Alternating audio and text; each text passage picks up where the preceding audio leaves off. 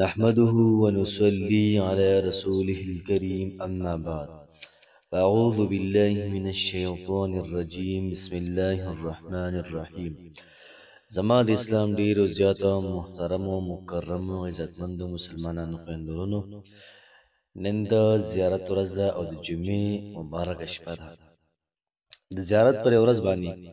او د جمعې په شپه باندې ډیر زیات عظیم شانه او ډیر زیات بهترینه وظیفه در کومله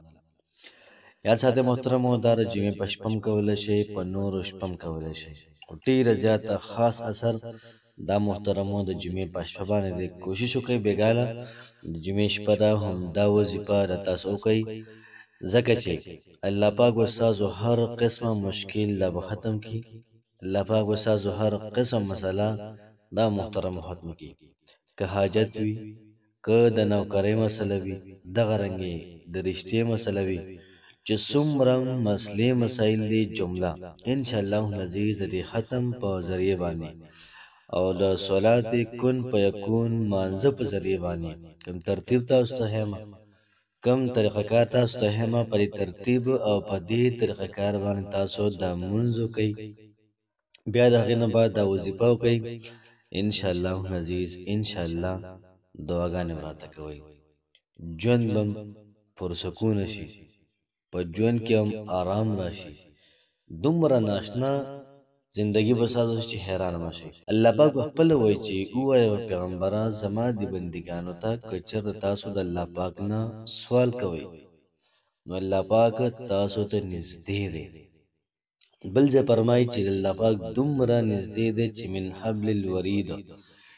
د شارک نه الله پاک موږ ته ډېر زیات محترم دا نږدې دی نو چې الله پاک موږ ته نږدې شو الله پاک زموږ خبر اوري نو وظیفه وکړه انشاءالله العزیز په یقین سره وظیفه وکړه ته به تماشه کوه چې الله پاک دا څه کوي خو زموږ یقین محترمو دا بیخي دا نشته دی وظیفه کوو هغه حساب کتاب برابرو چې څومره موږ ته ویلی شوي دي یقین پکې نه وي توجه پکې نه وي نو ځکه قبلېږي دا نه محترمو زموږ ستاسو رب دا علیم بذات الصدور دی په زړونو کې څه مسلې دي په هغې کې څه دي په هغې باندې الله پاک دا پوهه دی نو چې الله پاک پوهه دی او بیا محترم مخلوقات داسې دي چې د هغوی حاجتونه دي او نه ولې پوره کوي نو دلته کې محترم مسله په غوښتلو کې ده الله پاک ګورم د خپل مخلوقات چې دوی څنګه باندې غواړي او بیا وایي که دا ټول زمان وغواړي د هر یو ورځ د هغې د خوښې مطابق ورکړمه زما خدای کې کمی دا نه راځي او وایي چې الله پاک خپله وایي چې ولله الاسماء الحسنى فادعوه بها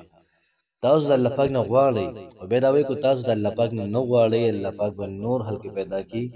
هغوی به راځي د الله پاک نه به غواړي الله پاک نه غواړي تبله وباسي مافي هم د الله پاک نه غواړي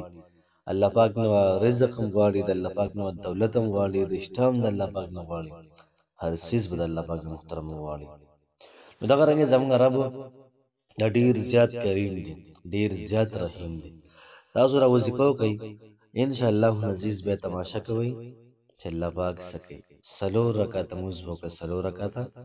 صلات حاجت لمونځ به وکړئ خو په دې ترتیب باندې به وکړئ کم ترتیب زه تاسو ته یم انشاءالله العزیز یقین کامل سره وکړئ تاسو به تماشه کوئ چې ستاسو کار څنګه په ان پن کې دا کېږي خو یقین کامل دا غواړي محترم ترتیب او طریقه کار به د وظیفې داسې شي تاسو څلور رکعته صلات حاجت وکړئ نیت کوم د زړه د اخلاصه څلور رکعته صلات حاجت لمونځ رکوم په لیاز ارواح په رضا د خدای خاص خدای تعالی را محمد کعبې شریف په لور کو الله اکبر بیا به د هغې نه بعد سورة الفاتحه یو پیره وي او بیا به د هغې نه بعد سل پیرې د آیات وي وافوض امري الى الله وافوض امري الى الله دا به ته سل پیرې وي ښه په آرام ښه په اطمینان د سورة الفاتحې نه بعد رکعت برابر کړي نو بیا پاسې دویم رکعت ته کله پاسې دویم رکعت ته سورة الفاتحه به وي سورة الفاتحه دې وي بیا به د سورة الفاتحې نه بعد دا آیت کریمه سل پیرې وي الا الى الله تصویر الامور الا الى الله تصویر الامور پورا شو بیا بل هغې نه بعد تاسو قاعده وکړئ 2 رکعته برابر شو دریم رکعت چې پاسې سورة الفاتحه به وي د سورة الفاتحه نه بعد به دا آیات کریمه سل پیري وي نصر من الله وفتح قریب نصر من الله وفتح قریب سل پیري دی ویلي بیا به هغې نه بعد تاسو رکعت برابر کې تاسو بیا پاسې څلورم رکعت چې کله پاسې دی نو څلورم رکعت کې به تاسو د آیات کریمه سل پیري ووایئ انا فتحنا لك فتحا مبینا انا فتحنا لك فتحا مبینا خو درې وظیفې شروع کولو نه مخکې تاسو له پکار دی چې پاکې کپړې واچوئ او بدن بالکل دا پاکي او ګوچول هم بل نو ډېره زیاده بهتره خبره وي او ټایم محترم ولا مختص کې د موسم نه بعد